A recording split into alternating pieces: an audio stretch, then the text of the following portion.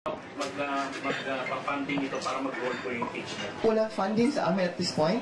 Kami ay, pag nag-meeting kami, kanya-kanya kaming bayad. Kasi, if you notice, this is the popular misconception that we are funded by anyone.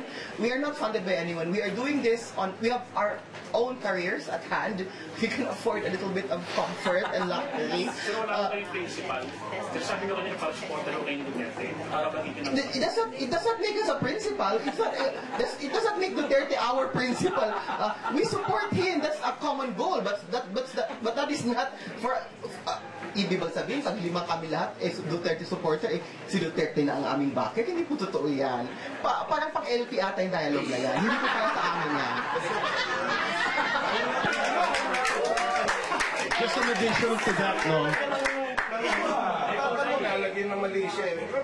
Excuse me, wait, hold on, you're out of order. Sorry, sir, you're out of order. There's a question. Okay. Hold on, sir, excuse me.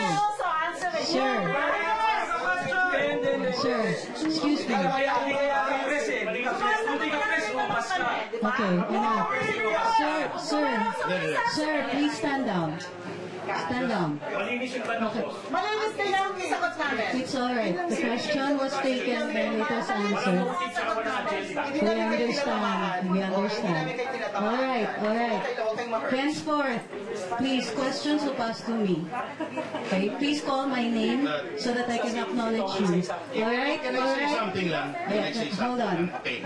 As to the question if the president or the government is our principal, I will categorically say no. Because I myself, during the campaign, I contributed to his campaign. Ako pa nagbigay ng pera, hindi ako yung binigyan. And up to now, it's still the same setup. I am giving now my time for this.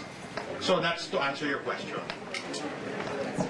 Categorically, none of us here are agents of the president. Right?